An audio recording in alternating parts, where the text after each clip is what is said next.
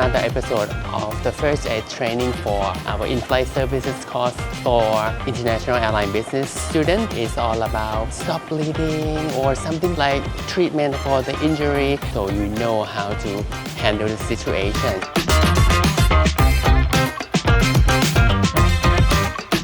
So first aid is going to be giving care to someone who's not immediately in a life-threatening illness or injury, because we're only dealing with someone who's injured or ill, and we're going to take care of them until EMS, emergency medical services, arrive, and that's what first aid is going to be for us. So not immediately life-threatening, an illness or an injury, and we're just trying to help and give care until a professional show up, giving care and taking over. So that's what our goal is for first aid section, our phase 2 of in-flight training. They have like everything, like they have CPR, they have for like emergency, for like helping and everything. So I feel excited to study in this class, and also I would love to study again if I can.